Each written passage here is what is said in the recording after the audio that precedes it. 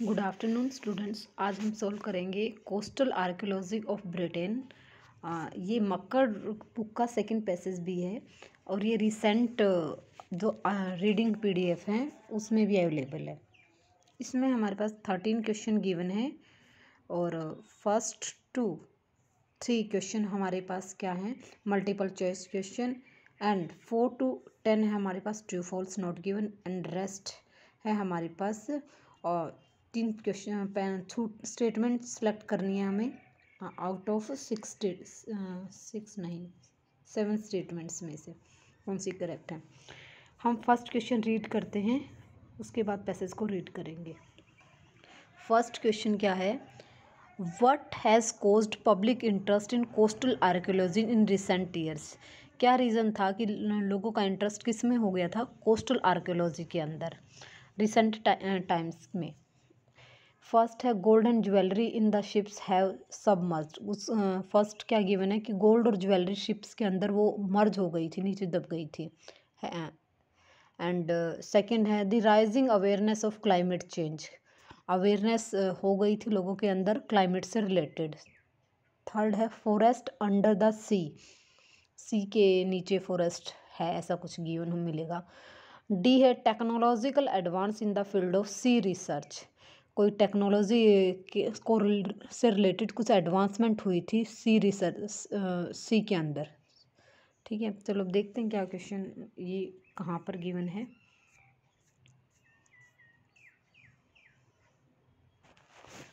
First passage में क्या given है, the recognition of the wealth and diversity of England coastal archaeology has been one of the most important development of recent years. मतलब क्या है, England के अंदर जो पुरातत्व संपत्ति और विविधता है ना, उसका हाल ही वर्षों में महत्वपूर्ण विकास हुआ है और इसमें काफ़ी सारी डेवलपमेंट और रिसर्च हुई है। नेक्स्ट गिवन है some element of this enormous resource have long been known. और इस विशाल संसाधन के कुछ तत्व लंबे समय से ज्ञात है, मीन्स उनको जानते हैं। The so called submerged forest of the coastal of England sometimes with clear evidence of human activity had attracted the interest of antiquarians since at least of 18th century, but serious and systematic attention has been given to archaeological potential of the coastal only since the early 1980। कम से कम 18वीं शताब्दी के बाद England के जो तट थे वो जलमग्न वन कभी कभी मानव गतिविधि के स्पष्ट परिणाम के साथ पुरातत्व पंथियों के हित को आकर्षित किया था, लेकिन तट की प्राकृतिक समानता क्षमता बहुत गंभीर और व्यवस्थित थी और इस पर ध्यान दिया गया है आजकल। और कब ध्यान दिया गया, 1900 दशक की शुरुआत से, मीन्स इसकी स्टार्टिंग कब से हुई थी, 1980 से। इस पैसेज में तो इसका आंसर नहीं दे रखा फर्स्ट क्वेश्चन का। सेकंड क्या है, it is possible to trace a variety of cause for the concentration of effort and interest। ये पॉसिबल है ट्रेस करना और कॉजेज़ की वैरायटी को फाइंड आउट करना ग्रेट विद कंसंट्रेशन और एफर्ट्स के साथ। इन 1980s and 1990 scientific research into climate change and its environmental impact split over much broader public debate as awareness of these issue grew। 1980 से 1990 के बीच में scientific research हुई किसके अंदर, क्लाइमेट चेंज के अंदर, और इसका एनवायरनमेंट पे इफ़ेक्ट पाया गया और वो बहुत ज़्यादा मात्रा में फैल गया और डिबेट का एक इशू बन गया। The prospect of rising level over the next century and their impact of current coastal environment had been a particular focus for concern. और कि ये एनवायरनमेंट से रिलेटेड ये एक ग्रेटर कंसर्न हो का टॉपिक बन गया। मीन्स इस जो हमारा फर्स्ट क्वेश्चन था, फर्स्ट क्वेश्चन का आंसर हमें मिल गया। कौन सा ऑप्शन मिल है इसका, इसका ऑप्शन गोल्ड्स और ज्वेलरी से रिलेटेड कोई बात नहीं गई है। फॉरेस्ट अंडर द सी भी कुछ नहीं है। Technological advance in the field of sea research, technology इसकी भी कोई बात नहीं गई। तो हमारे पास ऑप्शन कौन सा बनेगा, इसका ऑप्शन होगा हमारे पास सेकंड, क्लाइमेट चेंज अवेयरनेस वाला of the rising awareness of climate change, ये इसका आंसर होगा। ठीक है। और ये हमारे पास कहाँ पर गिवन है, बी पैसेज के अंदर। बी पैसेज में हम अंडरलाइन कर देते हैं उस चीज़ को।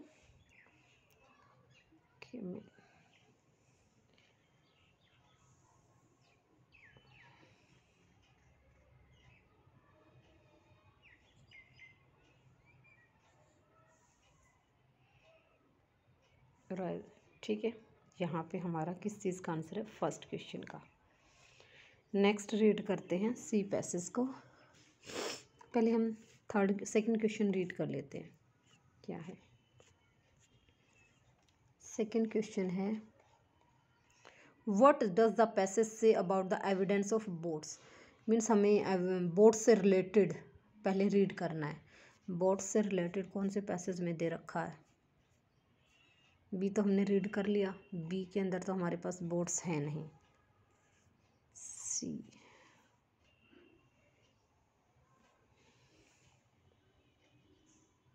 एफ के अंदर बोट्स से रिलेटेड है, और एफ के अंदर हमारे पास स्टेटमेंट क्या गिवन है, देखो। The most striking evidence for the use of the sea is in the form of boats. जो मोस्ट एविडेंस है वो क्या है, सी के अंदर जो यूज़ की जाती थी वो बोट्स की फॉर्म में थी। Yet we still have much to learn about the production and use. परंतु अभी भी हमें उनकी प्रोडक्शन और यूज़ के बारे में जानने की ज़रूरत है। हमें मीन्स उसके बारे में अभी अच्छी नॉलेज नहीं है हमारे पास। Most of the known wrecks around our coast are not unexpectedly of post-Maldives date and offer an unparalleled opportunity for the research which has yet been little used. The prehistoric seven plank boats such as those form of Humber, Estuary and Dover all seems to belong to second millennium BC. Means ये काफ़ी time से use कर रहे थे और इसकी हमारे पास बहुत कम नॉलेज थी और बोट्स के बारे में रिसर्च करने की रिक्वायरमेंट, अभी तक यही मीनिंग निकले इनके। After this there is a gap between the record of A millennium, means gap कितना है, मिलेनियम का है, which can not be yet explain, जिसको एक्सप्लेन नहीं किया जा सकता। बिफोर बोट्स रीअपियर, बोट्स जब दोबारा आई, but built using a very different technology, लेकिन उनके अंदर एक डिफरेंट टेक्नोलॉजी यूज़ की गई थी। Boat building must have been an extremely important activity around much of our coast, yet we know almost nothing about it. परंतु इसके बारे में हम ज़्यादा नहीं जानते। Boats were some of the most complex artifact produced by pre modern society. जो pre modern society थी वो कॉम्प्लेक्स आर्टिफैक्ट यूज़ करती थी। Further research on their production and use make contribution to our understanding of past attitude to technology and technological change. हमें उनकी production के बारे में और उनके बीच में कंट्रीब्यूशन था उनके समझने के लिए, उनके एटीट्यूड को, उनकी टेक्नोलॉजी को, टेक्नोलॉजिक चेंजेस को, इन सबको हमें समझना होगा कि क्या क्या चीज़ यूज़ होती थी वहाँ पे और कैसे बनाई गई थी। इस पर रिसर्च के टॉपिक बन सकते हैं आगे। तो हमारा जो क्वेश्चन था उसका आंसर ढूंढते हैं हम बोट्स वाले का। बोट्स वाले में देखो क्या ए ऑप्शन क्या गिवन है, we have a good knowledge, हमें गुड नॉलेज नहीं थी, ये तो गिवन ही नहीं है। बोट्स कैसे बनाई जाती थी। सेकंड है most of boats discovered was found in harbours, ये भी गिवन नहीं है। See the use of boats had been recorded for 1000, millennium year दे रखा है तो यहाँ पर 1000 ईयर्स दे दिया, वो बात ठीक है। And the way to build has remain unchanged throughout human history, ये भी नहीं है। तो इसका आंसर क्या होगा हमारे पास, इसका ऑप्शन बन जाएगा सी, ठीक है। और ये है हमारे पास एच पैसेज के अंदर, इसको हाईलाइट कर लेते हैं। मिलेनियम ईयर्स गिवन था हमारे पास, एक second, production fishing salt many forms, recent survey कहाँ पे था मिलेनियम ईयर्स,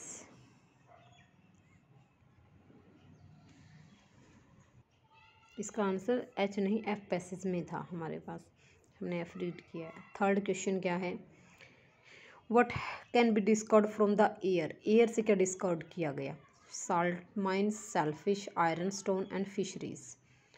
तो इसका आंसर देखते हैं। थर्ड क्वेश्चन के लिए हम एच पैसेज रीड करते हैं। एच पैसेज में हमारे पास स्टेटमेंट क्या गिवन है, one of the most important revelation of recent research has been the extent of industrial activity along the coast. Fishing and salt production are among the better document activity.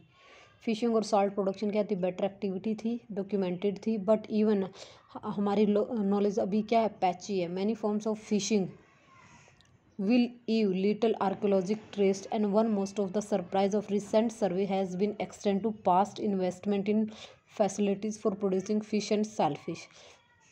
Elaborate or wooden fish wire often considered as extent and responsive of aerial photography in the shallow water. Aerial photography, हवा, aerial means हवा वाली photography, ये किसके से related है, wooden fish wire से. और यहाँ पे फिश से रिलेटेड हमारे पास क्या गिवन था, फिशरीज गिवन था. तो इसका आंसर हमारे पास क्या होगा, लैबोरेट से लेकर यहाँ तक इसका आंसर है ये थर्ड क्वेश्चन का. ठीक है, तो उसका ऑप्शन क्या होगा, फिशरीज.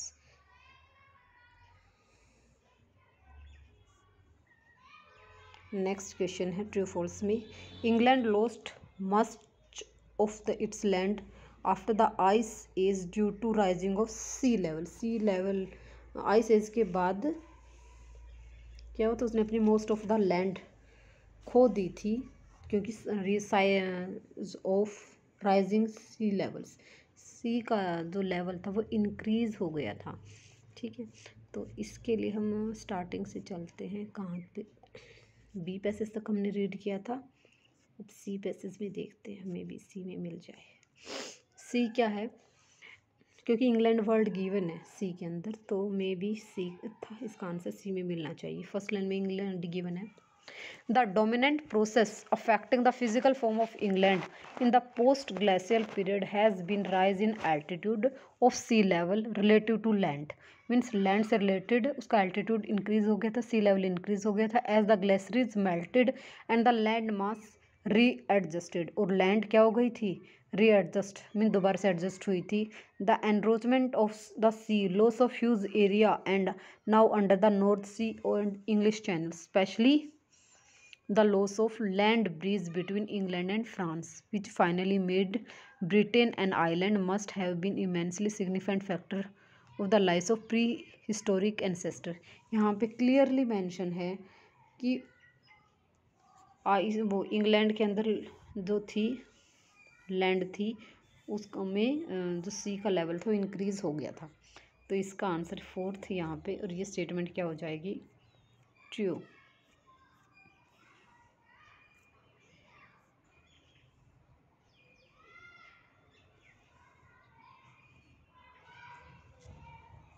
नेक्स्ट क्वेश्चन है coastline of England has change periodically. Coastline periodically change होती है. पीरियोडिकली का मतलब होता है एक टाइम के बाद दोबारा से चेंज हो जाना. जैसे हमारी घड़ी सुई 12 घंटे के बाद दोबारा से टाइम दिखाती है ना, एक पीरियड के बाद स्टार्ट दोबारा रिपीट हो जाती है. ऐसे ही पीरियोडिकली क्या होता है कि उसकी coastline of England change होती है. आई थिंक ऐसा तो आंसर नहीं मिलना चाहिए कि पीरियोडिकली चेंज हो जाती है. ठीक है, सी का लेवल इंक्रीज होता है लेकिन हर बार थोड़ा ही होता है. चलो सी ही पैसेज को आगे रीड करते हैं. सी पैसेज में देखो हमने कहाँ तक पढ़ा था. Yet the way in which prehistoric communities adjust to these environmental changes has seldom been a major theme discussion of the period. Means उस टाइम प्रीहिस्टोरिक कम्युनिटीज़ के अंदर एडजस्टमेंट एनवायरनमेंट चेंजेस की एक मेजर टॉपिक होता था discussion का. One factor of contributing this has been although the rise of the relative sea level is comparatively well document. और sea का जो लेवल था वो वेल डॉक्यूमेंटेड था. We know little about the constant reconfiguration of the coastal line. हम इसके बारे में कुछ बहुत थोड़ा जानते हैं. This affected by many process, क्योंकि ये बहुत प्रोसेस से अफेक्टेड था. Most quietly which has not yet been adequately research, जिसको रिसर्च अभी तक रिसर्च नहीं की गई इसके ऊपर. The detailed reconstruction of coastline history and the changing environment available for human use will be important time of future research. ये future research के लिए. अब इस पूरे पैसेज में हमने जो रीड किया उसमें पीरियोडिकली चेंज होता है ऐसा कुछ गिवन नहीं है. ठीक है, तो इसका आंसर कहाँ पे होगा, इसमें आप रीड कर लेना, यहाँ पे पूरे में ही इसका आंसर है। ओके, और इसका आंसर क्या होगा, फॉल्स। पीरियडिकली कभी भी वो चीज़ें चेंज नहीं होती। नेक्स्ट क्वेश्चन है, coastal archaeological evidence may be well protected by sea water. जो एविडेंस है कोस्टल आर्कियोलॉजिकल से रिलेटेड, वो किसके द्वारा प्रोटेक्ट किए गए, सी वाटर के द्वारा। तो सी पैसेज तक तो हमने रीड कर लिया है, आगे रीड करते हैं डी पैसेज को। डी पैसेज में क्या है, so great has been the rise in the sea level and much consequent regression of the coast that much of archaeological evidence now exposed in coastal zone were being eroded or exposed as buried land surface is derived from what was originally terrestrial occupation. Its current location in the coastal zone is the product of later unrelated adaptation of the sea. इसमें साफ दे रखा है कि जो evidence थे वो अब दिखाए गए हैं कहाँ पर, कोस्टल जोन के अंदर, जो कि जिनको एक्सपोज किया गया क्योंकि वो लैंड के अंदर क्या थे, दबे हुए थे, और उनको ओरिजिनली निकाल लिया गया टेरेस्ट्रियल ऑक्यूपेशन, जो भी लोग वहाँ पे ये काम करते हैं उनके द्वारा, और उनकी करंट लोकेशन क्या है, कोस्टल जोन। ठीक है, तो इट मीन्स यहाँ पे इसका आंसर है 6 क्वेश्चन का।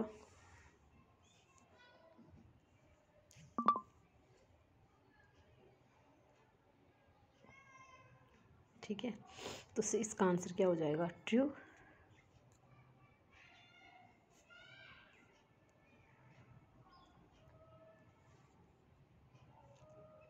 नेक्स्ट क्वेश्चन है, the design of boats used by pre modern people was very simple. ये तो ऑलरेडी हमने पढ़ लिया है कि उसका डिज़ाइन सिंपल नहीं था, क्योंकि उसको समझने हमें लिटिल नॉलेज थी। अगर लिटिल नॉलेज है तो हम वो सिंपल कैसे हो सकता है, कॉम्प्लिकेटेड ही था। तो इसका आंसर कहाँ है, हमें पता है फॉल्स है, लेकिन मैं फिर भी हाईलाइट कर देती हूँ। ये देखिए एफ पैसेज में सेकंड के बाद यहीं पर दे रखा है कि उसका डिज़ाइन सिंपल नहीं था, but builded very different evidence क्या थे, डिफरेंट टेक्नोलॉजी यूज़ की गई थी उसके अंदर। तो यहाँ पे इसका आंसर क्या हो जाएगा, 7th का आंसर फॉल्स। 8th क्वेश्चन क्या है, 8th रीड करते हैं, similar boats were also discovered in many European countries. Boat से रिलेटेड तो ऐसी कोई स्टेटमेंट गिवन ही नहीं है, तो इसका आंसर क्या मिलेगा, नॉट गिवन। पूरा पैसेज हमने रीड किया, बोट से रिलेटेड ऐसा दे नहीं रखा। नेक्स्ट है, there are few document relating to mineral exploitation. Minerals exploitation के रिलेटेड कुछ डॉक्यूमेंट अवेलेबल हैं।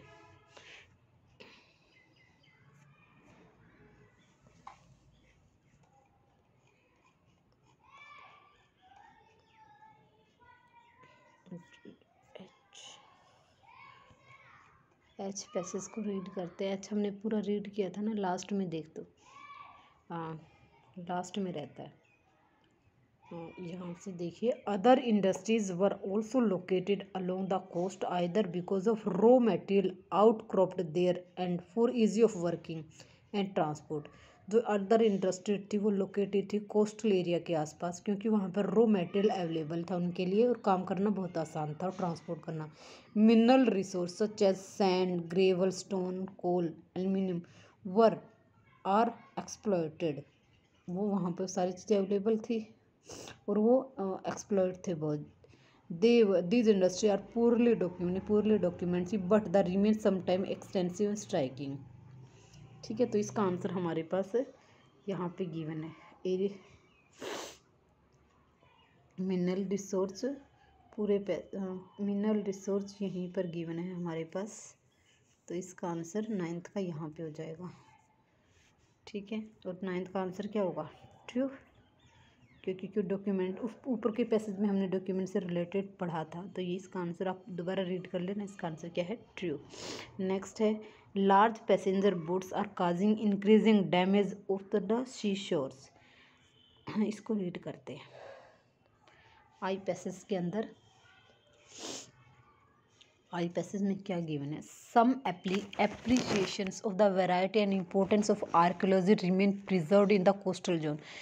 कुछ वैरायटी ऑफ एप्रिसिएशंस मीन्स किसी की प्रशंसा करना एप्रिसिएशंस होता है, और इनको इम्पोर्टेंस कहाँ पर रखे गए हैं? कोस्टल जोन के अंदर। Elbit only in preliminary form can thus be gained for recent work, but the complexity of the problem in managing that resource are being realized।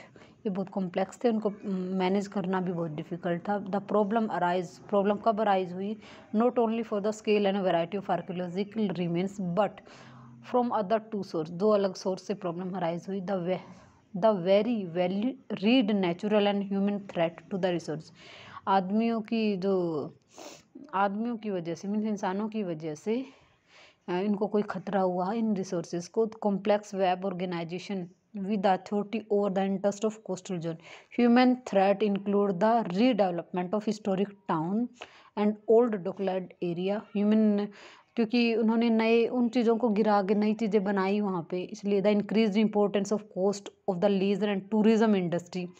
वो लेज़र टाइम में वहाँ एक्टिविटी परफॉर्म करते हैं और tourism industries वहाँ पे बन गई, resulting in pressure of increase provision of facilities such as marine. तो उसकी वजह से किसको? मैरीन को प्रॉब्लम हुई। Larger the size of ferries has also cause an increase in the damage caused by wash fragile deposit in the intertidal zone. Large size means ferry mean जिसमें वो जाते आते थे ट्रांसपोर्ट के लिए, जो यूज़ करते थे, जितने बड़े वो व्हीकल थे वो सारे प्रॉब्लम करते थे, उनको डैमेज कर देते थे, क्योंकि उनके ऊपर कुछ ना कुछ डिपॉजिट हो जाता था जो कि पानी में घुल जाता था, इसलिए जैसे उनके ह्यूमन की वजह से थ्रेट हुई। तो यहाँ पे इसका आंसर कहाँ है हमारे पास? The laser. यहाँ पे इसका आंसर है 10th क्वेश्चन का। ठीक है, तो ये आंसर भी क्या होगा? ट्रू। ठीक है, ये हमारे 10 क्वेश्चन हो गए। अब 11 से 13 तक हमें टिक करने। हमने ऑलमोस्ट सारे पैसेज रीड किए हैं, तो आंसर्स देखते हैं कि क्या बनेंगे। फर्स्ट स्टेटमेंट जो गिवन है, फर्स्ट है our prehistoric ancestors adjusted to the environment changed by the rising of level and moving to higher land. ऐसा कुछ नहीं दे रखा कि वहाँ पे लेवल इंक्रीज हुआ तो उन्होंने मूव कर दिया हायर लैंड के ऊपर। Second, it is difficult to understand how many people lived close to the sea. ये मे भी हो सकता है, क्योंकि कितने लोग वहाँ पे रहते थे इसका कोई आइडिया नहीं है। C, human settlement in the coastal environment were different from the island. Human की सेटलमेंट कोस्टल एनवायरनमेंट में डिफरेंट थी, ऐसा भी कुछ दे नहीं रखा, तो ए और सी तो होंगे ही नहीं। D, our knowledge of boat evidence is limited. ये ठीक है, क्योंकि हमारी बोट की नॉलेज उस टाइम बहुत लिमिटेड थी, हमें नॉलेज ही नहीं थी उन्होंने कैसे बनाया, तो इसलिए लिमिटेड ही थी। नेक्स्ट है अवर, तो इट मीन्स डी तो हो ही जाएगा। उसके बाद ई क्या है? The pre historic boat were built mainly of collecting sand. ऐसा कुछ दे नहीं रखा कि वो केवल सैंड को कलेक्ट करने के लिए यूज़ की जाती थी। Next, human development threaten the archaeologic remain. Human की डेवलपमेंट आर्कियोलॉजिक के रिमेन्स के लिए थ्रेट बन गई, ये भी हमने पढ़ा है। ठीक है, तो इट मीन्स एफ भी हो जाएगा। नेक्स्ट है reason for decline of salt industry was shortage of the labour. Salt industry के डिक्लाइन हुई उसके पीछे रीज़न वे लेबर्स की शॉर्टेज था, ऐसा पूरे पैसेज में कहीं पर गिवन नहीं है। इट मीन्स हमारा आंसर क्या होगा? B, D and F. ठीक है, ये सारा हमारा होल पैसेज है जिसमें हम 13 क्वेश्चन किए हैं। थोड़ी सी लैंग्वेज सिंपल नहीं है, लेकिन वैसे आप इजीली सॉल्व कर सकते हो इसको। ठीक है, होप सो आपकी थोड़ी बहुत हेल्प हो जाए रीडिंग को सॉल्व करने के लिए।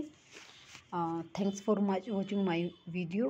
Have a nice day, good night, and please like and subscribe my channel so that I can make more and more video which would be beneficial for you. Again thanks, and have a nice day. Goodbye.